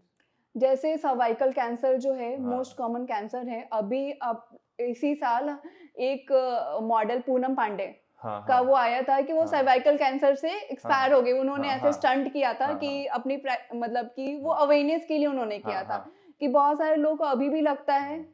कि मेरी फैमिली बैकग्राउंड बहुत ही अच्छी है या हाँ। मैं बहुत ही अच्छा हाइजीन मेंटेन करते हैं, हाँ। तो मेरे घर में सर्वाइकल कैंसर नहीं हो सकता। अभी हाँ। भी ये है हाँ। मिथ्स। तो ये कैंसर जो है बहुत सारे फैक्टर्स की वजह से होता है हाँ। कि जैसे जिसपे हमारा खुद का कंट्रोल भी नहीं है। जैसे अर्ली मेनार्क अगर स्टार्ट हो गया, या फिर मल्टीपल चाइल्ड बर्थ्स हैं, या फिर मल्टीपल सेक्सुअल पार्टनर हैं। और ये जो कैंसर है सर्वाइकल कैंसर, वो मोस्टली एचपीवी के इन्फेक्शन की वजह से होता है। एचपीवी मतलब ह्यूमन पैपिलोमा वायरस, ओके। उसके इन्फेक्शन से 80% ऑफ जो सेक्सुअली एक्टिव पार्टनर्स हैं, जो फीमेल्स हैं, हाँ। वो उनको अपने मैरिड लाइफ में या जो भी सेक्सुअली एक्टिव लाइफ में उनको होना ही है 80% ऑफ फीमेल्स को, चाहे आप कितना भी हाइजीन मेंटेन करें। ये एचपीवी वायरस। हाँ, उसकी इन्फेक्शन होना ही है। ओके। लेकिन कई बार ये बहुत सारे फैक्टर्स की वजह से वो बॉडी में परसिस्ट कर जाता है और वो अच्छा। धीरे-धीरे फीमेल्स में सर्वाइकल कैंसर भी कॉज करता है। ओके, तो ma'am first I want to know कि ये जो आप बता रहे हो, इज दिस जेनेटिक? जेनेटिक होने का चांस बहुत ज़्यादा होता है? नहीं, जेनेटिक होने के चांसेस कम होते हैं, लेकिन बहुत सारी ऐसी चीज़ें होती हैं, जेनेटिक भी हो सकता है, ऐसा नहीं है। हाँ। कोई भी चीज़ अगर फैमिली हिस्ट्री है, हाँ। तो हाँ। उसमें नेक्स्ट में रिस्क हाँ। थोड़े से हाँ। नॉर्मल पॉपुलेशन से हाँ। बढ़ते हैं। हाँ। लेकिन केवल जेनेटिक फैक्टर भी नहीं होता हाँ। कि जैसे मैंने अभी बोला कि मल्टीपल सेक्सुअल पार्टनर होंगे, तो उसमें हाँ। अलग-अलग टाइप के एचपीवी वायरस इन्फेक्ट करेंगे, हाँ। तो वो भी एक फैक्टर होता है। प्लस हो गया कि अर्ली मैरिड लाइफ स्टार्ट हो गई, कि पहले के एज में भी आपने देखा होगा कि किसी के शादी जल्दी हो गई, जल्दी बच्चे हो गए, वो भी एक फैक्टर होता है। या मल्टीपल चाइल्ड बर्थ हो रहे हैं, डिलेड ये हैं, वो जल्दी सारी चीज़ें इन्फेक्शन हो गया, हाइजीन मेंटेन नहीं किया, तो भी ये सारी चीज़ें हो जाती हैं। ओके और ओके आजकल बेस्ट क्या है कि हमारे पास इकलौता ये कैंसर है जिसके लिए वैक्सीन अवेलेबल है। ओके तो मतलब लिटरली मतलब सब बोलते हैं ना cancer is not treatable but this is treatable. लेकिन मतलब कैंसर के साथ सबसे अच्छी चीज है कि prevention is more better than cure. हाँ मतलब वैसे तो हर बीमारियों के लिए होता है कि हाँ prevention is better than cure, हाँ लेकिन अगर हम कोई कैंसर को प्रिवेंट ही कर सकें हाँ तो उससे बेस्ट क्या हो सकता है। ओके और इसके लिए बहुत ही सिंपल है कि एचपीवी जो वैक्सीन है वो इस साल जनवरी में तो गवर्नमेंट ऑफ इंडिया ने भी लॉन्च किया है हाँ अपने गवर्नमेंट हॉस्पिटल्स में। हाँ जैसे हम लोग जब बीएचयू में थे तो बीएचयू में 9 to 13 इयर्स ऑफ फीमेल्स को जो एडोलेसेंट गर्ल्स थी मतलब उनको फ्री ऑफ कॉस्ट मिलता था अच्छा और पहले से मिलता है। और ऑलमोस्ट सारे प्राइवेट सेटअप में जो भी गायनेकोलॉजिस्ट हैं वो आजकल देती हैं कि ओके एचपीवी हाँ वैक्सीनेशन प्रमोट करते हैं हाँ कि 9 to 13 इयर्स 9 मतलब वो जो वैक्सीनेशन है लेस देन 45 इयर्स एज में कोई भी फीमेल ले सकती है।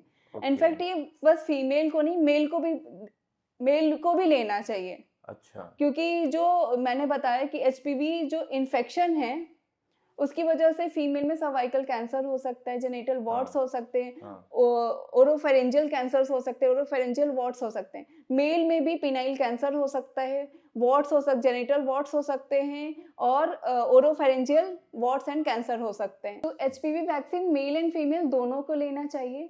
और बेस्ट जो ये काम करता है हाँ। जैसे मैंने बोला कि जो सेक्सुअल लाइफ में इनिशिएट होने से पहले अगर ले तो वो बेस्ट काम करता है। जो भी ऐसे जो बच्चे मतलब जो एडोलेसेंट्स या यंग एडल्ट्स हैं जिनकी शादी होने जा रही है, शादी के 5 इयर्स की विद इन लेते हैं तो वो ज़्यादा अच्छा। ये इन्फेक्शन होने के बाद इसको ट्रीट नहीं करेगा अच्छा लेकिन ये वो पहले ही उसको बट करना मैम है। किस तरीके से मतलब do you know how does this vaccine work. इसमें क्या होता है कि जो अपनी बॉडी में हर बार जैसे हम लोग रूटीन में आपने देखा होगा कि आजकल तो सारे लोग वैक्सीनेशंस कराते ही कराते अपने हाँ बच्चे को हाँ हैं हाँ कि पोलियो जो बहुत ही कॉमन था कभी हाँ किसी हाँ जमाने में, अब पोलियो ऑलमोस्ट इरेडिकेट ही हो चुका है, हाँ बहुत सारे केसेस मिले ही नहीं हैं। हाँ उसी तरह हिपेटाइटिस बी है, बहुत सारे वैक्सीन जो बचपन में हम लोग कराते थे। हाँ तो सेम वे ये क्या करता है जो एचपीवी वैक्सीन होते हैं, मैंने वही बोला एचपीवी इन्फेक्शन होता है वो परसिस्ट कर गया हाँ तो वो धीरे धीरे सेलुलर लेवल पे वो चेंज करा के वो सर्वाइकल कैंसर ये सारी चीजें कॉज कर सकता है। हाँ तो और सारे जो स्ट्रेन्स हैं एचपीवी के हाँ जरूरी नहीं है कि कार्सिनोजेनिक हो।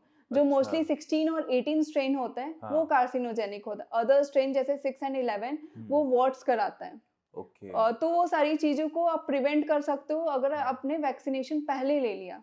हाँ और जितना पहले लिया 9 इयर्स ऑफ एज से ये वैक्सीनेशन स्टार्ट हो जाता है ओके और 15 इयर्स के नीचे 2 डोजेस लगते हैं, ओके 15 इयर्स के बाद 3 डोजेस लगते हैं। ओके और बेस्ट जैसे मैंने बोला कि शादी के पहले या तो ले लें या शादी के विद इन 5 इयर्स में आप ले लें तो ज़्यादा ओके अच्छा का नहीं तो आप लेस देन 45 इयर्स एज तक भी ले सकते हैं। ओके तो मैम ये जो सर्वाइकल कैंसर है इसमें क्या मतलब fatality rate is it very high. अगर अर्ली डायग्नोसिस हो गया हाँ तो सर्वाइकल कैंसर इकलौता एक से कैंसर है जिसको पूरा क्योर और इसकी जो ट्रीटमेंट है बहुत ही अच्छी है ओके कि अगर अर्ली स्टेज ऑफ कैंसर है तो उसमें ऑपरेशन भी हो सकता है। मैम अर्ली स्टेज कैसे पता चलेगा।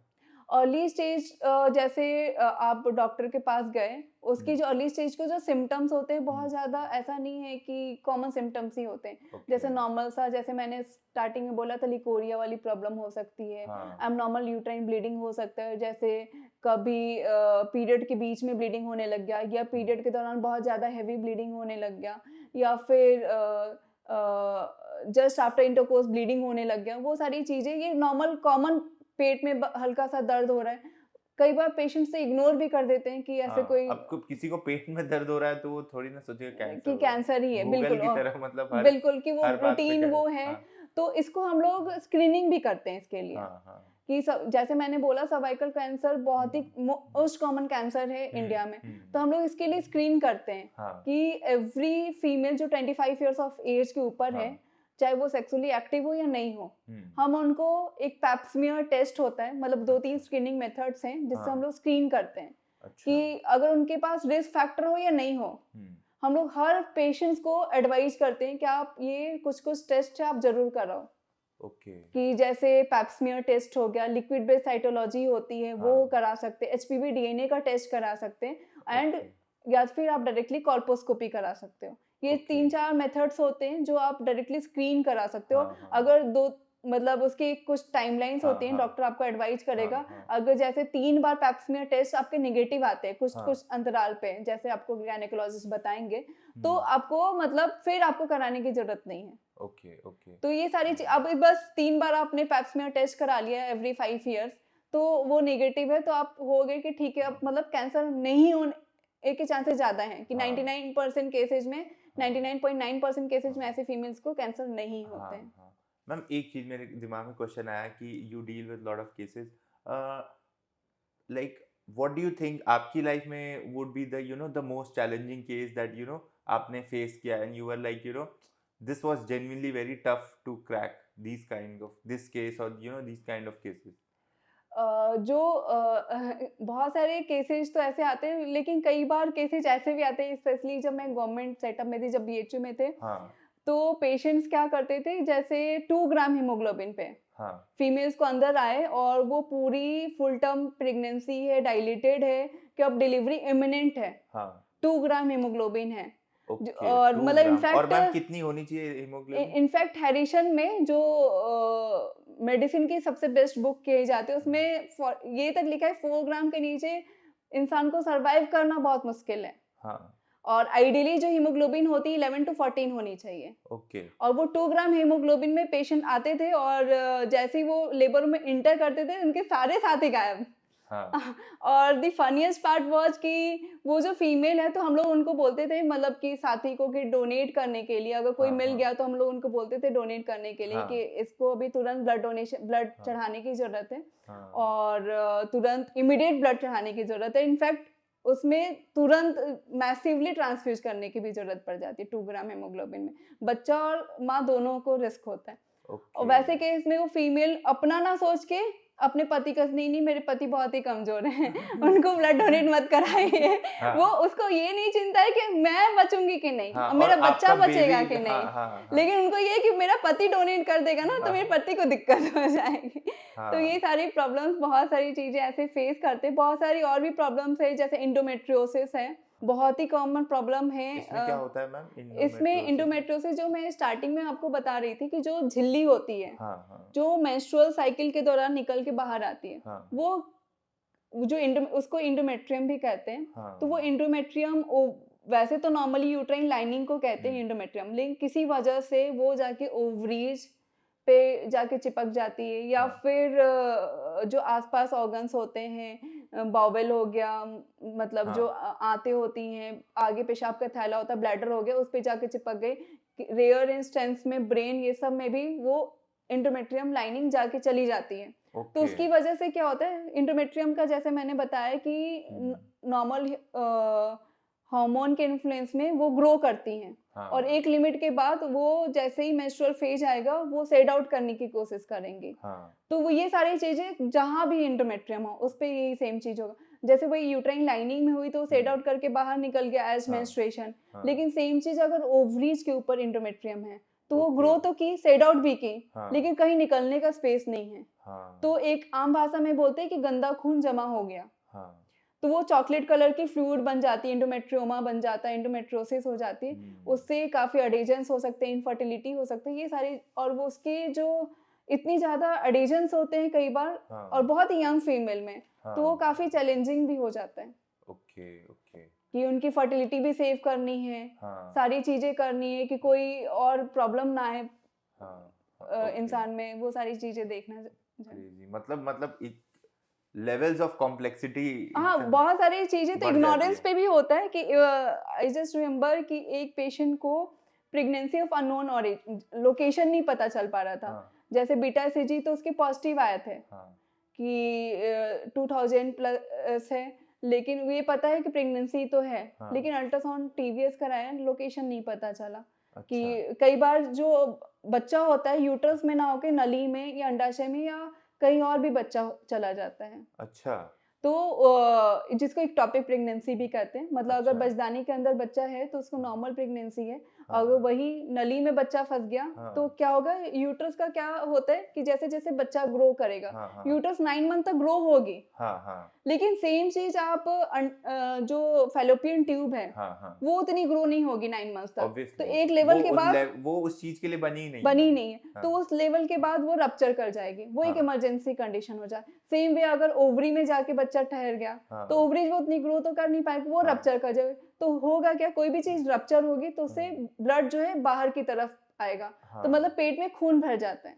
हाँ, लेकिन कई बार पेशेंट्स ये चीज समझते नहीं है, हाँ, उनको हम लोग बोलते हैं कि आप तब तक बेड रेस्ट करो जब तक हाँ, लोकेशन, या एडमिट कर लेते हैं हम लोग, हाँ, उसमें वो भी सजेशन देते हैं जब तक लोकेशन हमें फाइनलाइज नहीं हो जाता है हाँ, तो आप रेस्ट करो। हाँ, अगर इक्टोपिक लोकेशन हुआ, हाँ, मतलब बचदानी के अलावे कहीं बच्चा हुआ हाँ, तो वो रप्चर हो गया, हाँ, तो वो इमरजेंसी कंडीशन हो जाएगा। अगर हाँ, रप्चर होने के पहले अगर हमें पता चल जाता है कि एक टॉपिक लोकेशन है, तो बहुत हाँ, सारे ऐसे इंजेक्शंस भी हैं हाँ, जिसके माध्यम से हम लोग उसको वहीं पे हाँ, खत्म कर देते हैं। अच्छा, उसको वहीं पे वो इंजेक्शन बस लग गया, उसकी हाँ, मॉनिटरिंग होती मैम रहती है। उसको हम सर्जिकली यूट्रस में नहीं प्लेस कर सकते? नहीं, अभी तक ऐसा कोई भी मेथड नहीं अच्छा, है कि जैसे अगर नली में बच्चा है तो उसको हम्म, सर्जिकली हम लोग यूट्रस में प्ले, अभी तक ऐसा मेथड कहीं भी डेवलप नहीं हो पाया है। ओके, तो हमें ये हाँ, सारी लेकिन पेशेंट को लगता है कि नहीं ये फालतू हाँ, में ऐसे करा रहे हैं, उनको हाँ, ये चीज़ का अवेयरनेस ही नहीं है कि हाँ, इसका क्या इम्पैक्ट बाद में हो सकता है। हाँ, एक तो मैम मैंने एक चीज काफी नोटिस की अभी मेरे दिमाग में है, इंडिया में मतलब डॉक्टर्स में इतना ट्रस्ट ही नहीं है कि मतलब डॉक्टर्स जो है हमको मतलब जबरदस्ती इसका मेडिसिन दे एक रहे हैं। रीज़न ये भी है कि हमारे पास जो डॉक्टर्स की जो प्रैक्टिसेज़ के रेगुलेट करने के लिए जो बॉडी है वो बहुत एक्टिव नहीं है। अच्छा, आप इसी लोकेशन पे, जैसे अपन चितईपुर में हाँ, बात कर रहे हैं, हाँ, इसी लोकेशन में बहुत सारे जनरल प्रैक्टिशनर भी वर्क कर रहे हैं। हाँ, तो मेरे पास इनफैक्ट जब हम लोग बीएचयू में भी थे और अभी भी प्राइवेट प्रैक्टिस में बहुत सारे ऐसे फीमेल्स आती हैं जो 25 इयर्स में ही उनके यूट्रस रिमूव हो चुके हैं। पूछती हूँ क्यों? तो हाँ, एक सिंपल सा लिकोरिया की प्रॉब्लम थी। कोई बड़ा प्रॉब्लम नहीं था, कुछ भी नहीं था, और हाँ, यूट्रस पेरिफेरी में जाके वो उसने रिमूव कर दिया। अच्छा, अब उस मैं पूछती हूँ कि तुमने क्यों रिमूव करवाया? हाँ, तो बोली डॉक्टर ने सजेस्ट किया।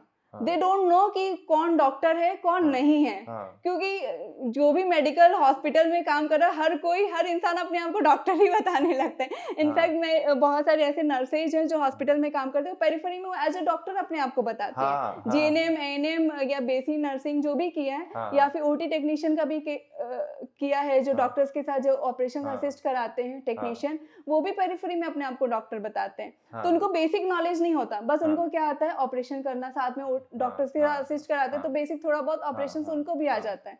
तो हाँ। वो बस ऑपरेशन करना बट जानते आई थिंक हैं। जो लेवल्स ऑफ कॉम्प्लेक्सिटी है कि एक्स से वाई अगर हमने मान ली इस चीज में छेड़छाड़ कर दी तो उससे बॉडी के कितने सिस्टम्स इम्पैक्ट्स बिगड़ हो सक गए वो वो तो उनको नहीं नहीं पता। पता है, बिल्कुल। हाँ, उनको बस ऑपरेशन करने आता है, वो बस ऑपरेशन कर देते हैं। कोई भी हाँ, प्रॉब्लम हुई तो हाँ, चलो फटाफट यूट्रस निकलवा लो।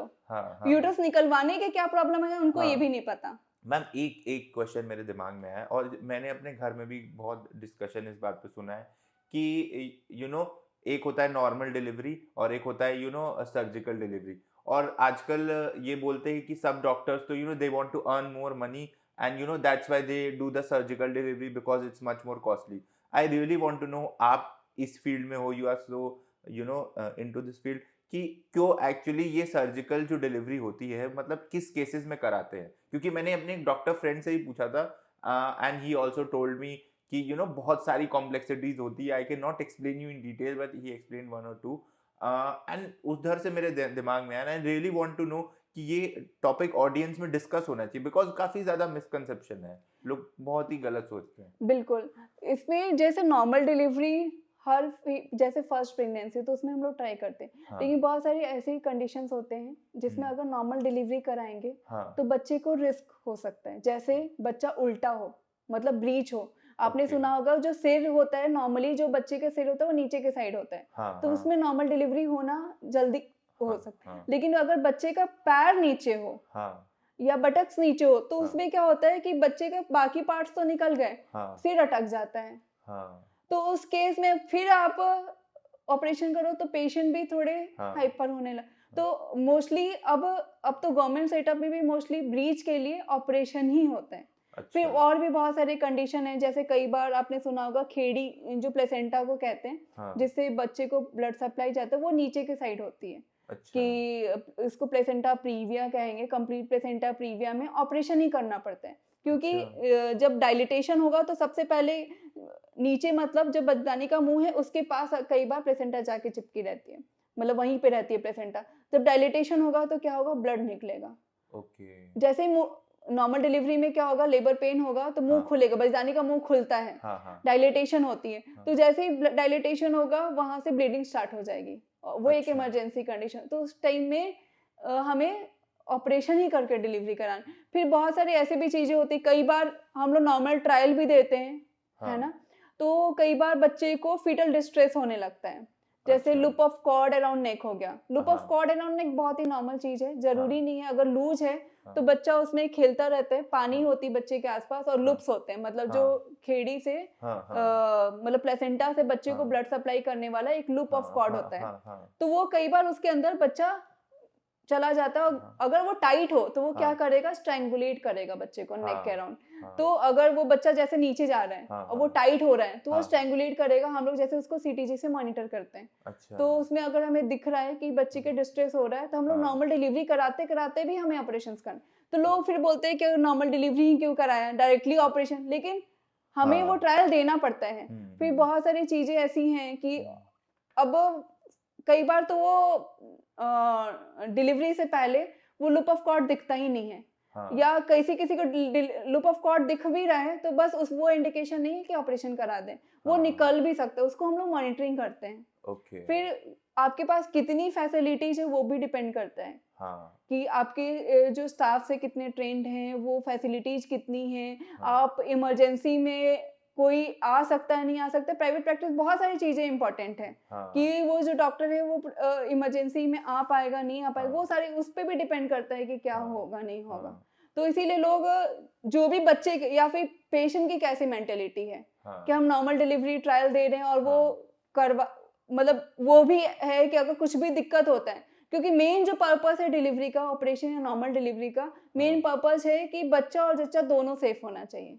यस। तो पेशेंट को भी ये समझना होगा कि थोड़ा ट्रस्ट करके कि जो भी डॉक्टर बोल रहा है दोनों की सेफ्टी के लिए। और हाँ। बहुत सारे जैसे मैंने देखा भी है कि जैसे आपने बोला कि बहुत सारे लोग ऑपरेशन कर देते हैं कि one loop of cord around neck है, आप ऑपरेशन के लिए चले जाओ, लेकिन ये एब्सोल्यूट इंडिकेशन नहीं है। मैंने जब बोला कि जब तक बच्चे को फीटल डिस्ट्रेस उसकी वजह से नहीं हो रही है तब हाँ। तक लूप ऑफ कॉर्ड के लिए ऑपरेशन नहीं होना चाहिए। अच्छा।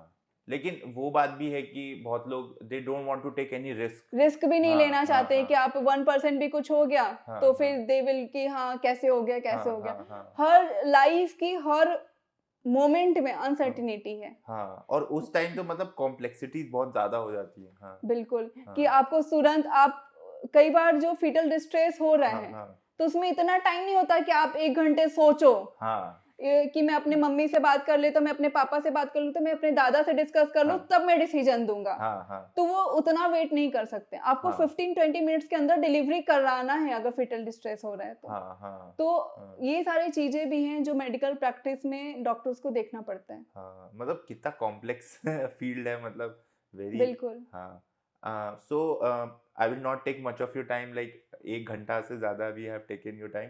सो you know like last few questions, like कि जैसे we were discussing about cervical cancer and also, like what do you think starting में ही people should do apart from taking HPV virus vaccine? दो तो मैं अब सबको बताने वाला हूँ अपने दोस्तों में कि जाके ये वाली वैक्सीन ले लो भाई, बहुत ही ज़्यादा इम्पोर्टेंट है। क्योंकि बिल्कुल। मुझे नहीं पता था, पहली बार तो मुझे लगा ये वुमेन में ही होती है, नहीं, ये मेल मेन में में भी भी है। होती है, तो it's a very good thing. तो मैं भी खुद जाके ले लूंगा और बिल्कुल। पूछ लूंगा घर पे मुझे दिया है कि नहीं। बिल्कुल। And I will tell all of my friends to take this, क्योंकि वैक्सीन इज बेटर देन बिल्कुल। क्योर। बिल्कुल। And so what are lifestyle changes people can do so that this type के कैंसर ना हो? लाइफस्टाइल चेंजेस में कि पहले तो किसी भी चीज के लिए हमें सेल्फ अवेयर होना बहुत जरूरी है। कई बार हमें छोटी छोटी प्रॉब्लम्स होती हैं कि पेन एब्डोमेन हो रहा है, रिकरेंट हो रहा है, हाँ। लेकिन हम इग्नोर करते जाते हैं। वन इंसिडेंस इससे रिलेटेड नहीं हाँ। है, मतलब मेरे खुद के पर्सनल वो एक्सपीरियंस मेरा है कि मेरे हाँ। एक डिस्टेंट रिलेटिव, जबकि उनको पता है कि मैं डॉक्टर हूँ, हाँ। फिर भी उनको चेस्ट पेन हो रहा था हाँ। और he was obese with cholesterol उनकी डिरेंज रहती थी, और चेस्ट पेन उनको लगा कि next day of his anniversary कि उनको चेस्ट पेन हो तो उनको लगा कि नॉर्मल एसिडिटी हो रहा है, हमने कल केक वेक खा लिया होगा हाँ। तो नॉर्मल एसिडिटी हो रहा है, और वो इग्नोर करते गए। उन्होंने अपने बच्चों को भी नहीं बताया कि 1-1.5 घंटा अपना घर पे कि अभी थोड़ा सा ये दवा ले ले, वो दवा ले लें, और इग्नोर करते रहे। फिर जब तक वो हॉस्पिटल पहुंचे, डॉक्टर्स मतलब within 1 hour he was declared dead. Okay. लेकिन अगर वो जो 3-4 घंटे घर पे टाइम वेस्ट कर लिए थे कि ये हाँ। सोच के कि अभी ठीक हो जाएगा, नॉर्मल हाँ। एसिडिटी है, हाँ। कि इको हमने करा लिया, वो हाँ। नॉर्मल था तो एकदम मेरे बॉडी फिट है। हम्म। लेकिन कई बार ऐसा होता है कि हम्म। इको नॉर्मल नहीं, मतलब नॉर्मल भी है तो भी बॉडी में ऐसे चेंजेस होते हैं, क्योंकि हर किसी को हम लोग एंजियोग्राफी नहीं कराते कि उसको पता हो कि थोड़ी बहुत भी वेसल्स जो जा रही है वो हाँ। ठीक है कि नहीं, जो हार्ट में ब्लड वेसल्स जा रही है, हार्ट अटैक नहीं है वो। अब तो हमें छोटी मोटी भी प्रॉब्लम है तो एक कंसल्टेशन लेने में, मेरा मेन कहने का यही मतलब है हाँ। कि हम खुद से अगर कुछ भी पेन हो रहा है जैसे अब, तो आप तुरंत डॉक्टर से कंसल्ट ले लो। एक हाँ। कंसल्टेशन लेने में चीजें प्रिवेंट कर सकते हैं। Yes. बहुत सारी चीजें होती है अपने को लगता है कि अरे नॉर्मल सी चीज है, कुछ नहीं, तो आप एक कंसल्टेशन ले लो। प्लस स्ट्रेस, आजकल की जो लाइफ है उसमें किसी ना किसी फॉर्म में बहुत ज्यादा स्ट्रेस है। चाहे तो पहले जॉइंट फैमिली होती थी, हाँ। आपस में लोग बातें करते थे, टाइम होता था सबके पास, हाँ। तो लोग बैठ के थोड़े से हंसी मजाक भी करते थे। अब टाइम की स्कैसिटी की वजह से 4 लोग कम गैदर होते हैं, फ्रेंड्स भी हैं तो बहुत कम मिलना होता है, सब अपने अपने लाइफ में बहुत बिजी हो गए, तो उस वजह से जो स्ट्रेस है ना वो बहुत ही बिल्डअप होता है। बॉडी की जो खुद की भी कैपेबिलिटी होती है कि हर चीज को हील करने की, और वो बहुत सारे हार्मोन्स ऐसे, एंडोर्फिन्स ऐसे रिलीज होता है बॉडी में जो हील करती है बॉडी को हर प्रॉब्लम्स के। तो अगर हम स्ट्रेस लेते हैं तो वो सारी चीजें निगेटिव रेगुलेट होती, नेगेटिवली मतलब रेगुलेट स्ट्रेस होती है। से मतलब there is direct correlation, if you take lot of stress, अब बहुत ज्यादा स्ट्रेस है तो it will cause you more diseases. बिल्कुल बिल्कुल। Okay. क्योंकि आप, इसीलिए बोला जाता है, आपने देखा होगा कि कई लोग ऐसे होते हैं कि हम बाबा के पास गए हाँ। और उन्होंने चमत्कार कर दिया। चमत्कार कोई कुछ नहीं करता, भगवान भी चमत्कार नहीं करते। बोलते हैं बहुत सारे ऐसे लोग बोलते हैं कि हम तिरुपति के पास गए या भगवान जी के पास गए, वहां पे जाके चमत्कार हो गया, मेरा ये प्रॉब्लम सॉल्व हो गया। कि ऐसा लेकिन नहीं होता, सब कुछ यहाँ पे होता है कि आपकी जो इतनी फर्म बिलीफ है ना कि आप तिरुपति जाओगे और वो ठीक हो जाएगा, तो वो चीज इंपॉर्टेंट है। वो चीज अगर आप घर बैठे ये बिलीव कर लो ना कि ये चीज हम ठीक हो जाएगा, तो वो ठीक हो जाता है। आपने बहुत सारे कैंसर पेशेंट्स को भी देखा होगा कि जैसे स्टेज 4 कैंसर है और डॉक्टर्स बोलते हैं कि आपका 6 मंथ्स ही है, लेकिन आप उस चीज को स्ट्रेस लोगे तो हो सकता है उस 6 मंथ से 1 मंथ में ही आप वो हो जाए। लेकिन अगर आप, वही चीज है कि आप उसको कितना नेगोशिएट कर पा रहे हो, वो 6 मंथ 2 इयर्स में कब कन्वर्ट हो जाएगा, आप हेल्दीली मतलब सब कुछ अच्छे से आप 2 इयर्स तक जी पा रहे हो, वो भी कन्वर्ट हो सकता है। वो बहुत सारी ऐसी चीजें होती हैं। तो सबसे इम्पोर्टेंट आजकल की लाइफ में है कि आप, स्ट्रेस तो किसी ना किसी फॉर्म में हर किसी की लाइफ में, तो आप मेडिटेशन कर सकते हैं 5 मिनट ही नहीं, अगर टाइम की स्कैसिटी है तो 5-10 मिनट ही मेडिटेशन करें। लेकिन मेडिटेशन बहुत इंपॉर्टेंट है कि आप मेडिटेशन करो, हेल्दी डाइट लो, प्लस एक्सरसाइज। अपने जो फैमिली एंड फ्रेंड्स हैं उससे भी बहुत सारे, आपने देखा होगा स्ट्रोक के केसेस बहुत ज्यादा हैं, क्योंकि हम अंदर अंदर स्ट्रेस लेते हैं, पता भी नहीं चलता कब स्ट्रेस लेवल इतना ज्यादा बढ़ गया। और भी अदर फैक्टर्स होते हैं, लेकिन कुछ चीजें हैं कि अपन डिस्कस करें, कुछ थोड़ी सी नॉर्मल हंसी मजाक भी करें, तो उससे अंदर से बॉडी हील भी होती रहती है। तो आप हेल्दी लाइफस्टाइल प्रैक्टिस करो, और डरने से कुछ प्रॉब्लम, जैसे मेरे पास इनफैक्ट बहुत सारे पेशेंट्स ऐसे आते हैं कि लिकोरिया के लिए ऑपरेशन करा लिया, बोलते हैं मैम बाद में कैंसर हो जाता। इनफैक्ट 30 पेरिफेरी में उनको बोल दिया कि ऑपरेशन के लिए मेरे पास आते, मैं बोलती बिल्कुल ऑपरेशन नहीं करना, दवा से ठीक हो जाएगा। इन्फेक्शन तो है, अगर आंख में इन्फेक्शन हो गया तो क्या हम आंख निकलवा लेते हैं? नहीं निकलवाते, उसको ट्रीटमेंट करते हैं। तो जब यूट्रस में इन्फेक्शन है तो उसको क्यों निकलवाना, उसका ट्रीटमेंट करेंगे। तो वो बोलते नहीं नहीं मैम बाद में कैंसर हो जाएगा। होने को इंसान रोड पे चल रहा है, मर जाएगा, तो इसका ये मतलब थोड़ी कि पहले ही से सारी चीजें कर ले। तो उस चीज का स्ट्रेस, उसको अवेयर होना अपने बॉडी के लिए कि जो हाँ भी चीजें आप डॉक्टर से कंसल्ट करो, उन पे बिलीव करो और सारी चीजें हम्म, देखो, और वो हम्म, ठीक है जो भी है, हम हम्म, जितने भी टाइम जिए वो हाँ हैप्पीली जिए। True important true is this true true कि हम हाँ 90 साल जी रहे हो हाँ स्ट्रेस में जी रहे हो, उससे अच्छा है कि हम 85 साल लें लेकिन 50 साल खुशी में जिए। True. So true. So, ma'am, just last thing, any books, movies you would like to recommend जिससे बारे में हमें मेडिसिन की फील्ड में और जानने को मिले? बहुत सारे बॉलीवुड मूवीज भी हैं हाँ जो बहुत सारी बीमारियों के बारे में हाँ बताती हैं।